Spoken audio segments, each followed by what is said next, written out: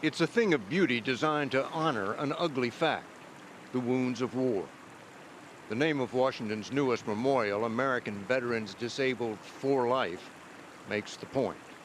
It doesn't end with the war. They live with it forever. Project Director Barry Owenby gave us an advanced look at the memorial, which opens next Sunday. It's for disabled veterans of all wars, of whom an estimated 3 million are alive today. They have a trauma of injury, the healing process, and then their rediscovery of purpose. So that's the story that we're trying to tell here. The story of soldiers like Bob Dole, who came back from his World War II wounds to become a United States Senator and run for president. It's faith that gives you the strength to endure, faith that won't allow you to give up, faith that manifests itself in a ferocious determination to take the next step, the one that everyone else says is impossible. And the stories of disabled veterans you've never heard of. You're up there on the wall right along with Bob Dole. Wow. And it doesn't matter if you're famous. It's what you've been through. So you probably earned it as much as Bob Dole did. Oh, that's humbling because I've always seen myself as just like a normal, average Joe.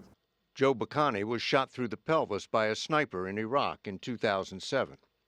Have you seen the picture that they put up there of you? I've seen it. It's when I was in a wheelchair. Yeah. When was that taken? That was at my Purple Heart ceremony at Walter Reed. Mm-hmm. Average Joe Bacani is now a junior at Columbia University. I was never really ambitious. Here you are getting an education at one of the top colleges in America. Yeah.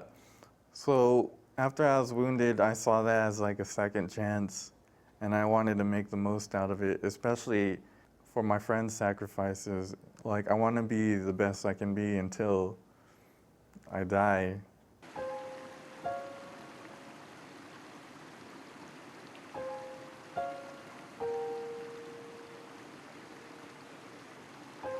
The stories told here almost give the lie to George Washington's words that nothing could be a more melancholy and distressing sight than to behold those who have shed their blood or lost their limbs in the service of their country. Harold Russell, who lost both hands in World War II, said it could be the end of the world for me, or it could be the beginning of a whole new life. I'm lucky I have my elbows. Some of the boys don't, but I can't button them up. I'll do that, Homer. His performance in The Best Years of Our Lives won him the Oscar for Best Supporting Actor. Michael Naranjo. Maybe I wouldn't be quite the same, but I felt I'd make it back.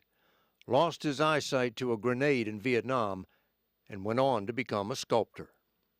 What do you think you would have done if you hadn't been wounded? What would your life be like now? It would probably be much more dull. It's actually like a blessing to be wounded in the name of my country. Plans for the memorial actually started before the wars in Iraq and Afghanistan began. That's how long it takes to navigate the federal bureaucracy. The entire project cost $81 million, all of it from private donations.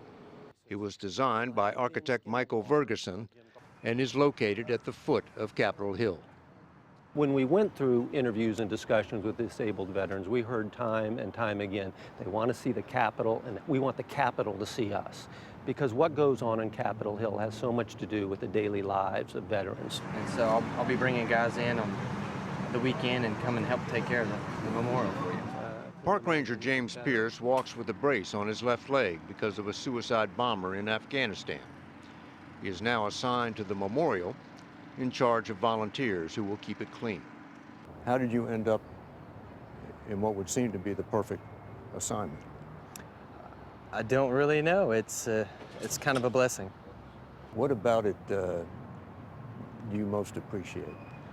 With parks, you tend to take ownership of the land, and so for me to be able to sort of take ownership of this park. There are 18 quotations etched in glass, chosen by a panel which did not know the author's names. They are both reflective and transparent, that you see yourself when you're reading these quotes, and these quotes are all first person. They're first person quotes of disabled veterans and caregivers that have a very personal and I think moving emotive value. The photographs, a daughter pushing her father in a wheelchair, the 1,000-yard stare of a soldier in Vietnam, need no words. I don't think I've ever seen a photograph that says so much with so little. They are located in a grove of ginkgo trees, a species nearly wiped out during the Ice Age, but now making a comeback. They are, in a sense, survivors, reflective of the disabled veterans.